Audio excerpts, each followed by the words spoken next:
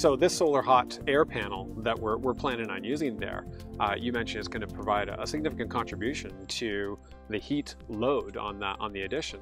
I know when we were looking at the previous building envelope, the contribution of those solar hot air panels would have just been a drop in the bucket in that 55,000 BTU heat load. But now that we're at 18,000, it becomes a significant portion. Yeah, so before it maybe would have supplied about 10%, now it's supplying about 30%. Mm-hmm. And so there's the concept of first fuel at work. Because we're reducing our demands by having a better building envelope, we can start to use renewable energy sources to make up a higher contribution of the heating load to the house when the sun's shining in the winter. Mm-hmm. Just underscoring this whole idea that although this equipment costs money to install, it's a good investment in the future because the heat source is actually free. Well, I know a number of times we've been looking at a few different products and looking at the bill associated with those different products. Correct. And especially when it comes to solar, then saying, okay, so what is the capital cost of this item, but what is the ongoing cost? Return, yeah. And it becomes a conscious decision to say, okay, we're going to bite the bullet on this, maybe a capital cost now, but it's going to reduce our operating costs long term. And that's really what this whole conservation is about then. Exactly, and it has to do with this whole idea of making an investment in the short term that's going to serve us over the longer term. One of the issues that we all have in our culture is we see low price as actually being the thing that helps us make the decisions. Mm-hmm. So we're actually talking about a longer term decision where we're spending more money in the short term to actually give us a return over the long term. And with energy, if you do the math, it actually saves you money to spend a little bit more money in the short term. The issue with renewables is that we need to spend money in the short term to get a long-term benefit.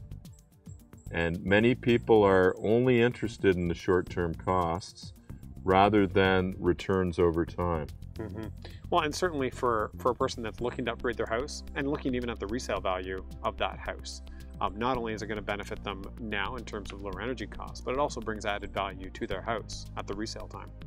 And the really positive thing that's happened in Ontario is the Ontario Green Energy Act, and it actually is encouraging people to put energy performance labels on their houses. So it's actually at the discretion of the buyer to request an energy label. So the more labels that go on these houses, the easier it is for people to be able to make a choice about the long-term performance of that house and how much it's going to cost them to operate over time. Mm-hmm. So all these decisions we went through in this process, the building envelope, the heat source, heat distribution, indoor air quality, we got a lot of different information out there in our own process and then dealing with yourself. But certainly I was also contacting other people and other members of our team. We're looking at different sources of information. And certainly at some point it becomes a matter of distilling the information, working with somebody that you can trust. I must admit I'm a bit of a skeptical person when it comes to claims about different products and the products that people are working on. So I think that's a key factor that people, when they're looking at doing this themselves, need to look at who they can trust, who they're going to listen to, who's giving them real information versus someone that's just looking to sell a product. I'd like to pick up on that, Tom, because that's a very important concept, is to always ask yourself, is this person trying to sell me something? Mm-hmm. Or are they ideally interested in getting me the right solution for my particular project? Many times salespeople are trying to sell you something.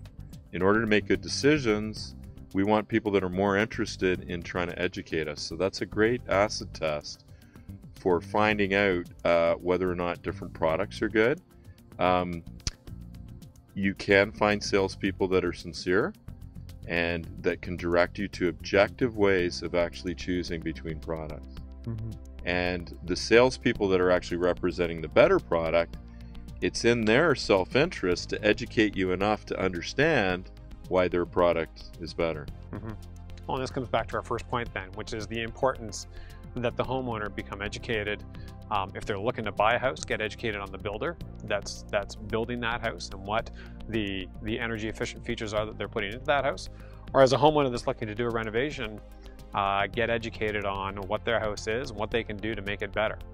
Exactly. So the last thing I think we need to talk about, because we've talked about the importance of understanding or information, not actually making your decisions all based on cost.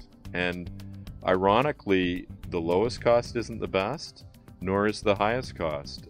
More times than not, I find myself right in the middle, where spending a little bit more money actually gives a much better result.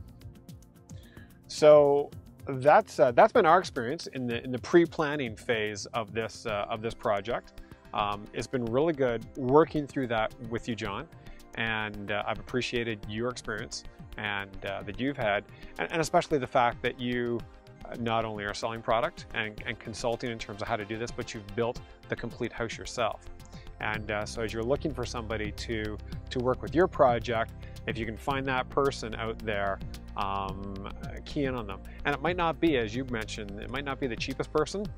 It might not come for free, but in the long run, it is well worth getting that professional experience and background as you start on your project.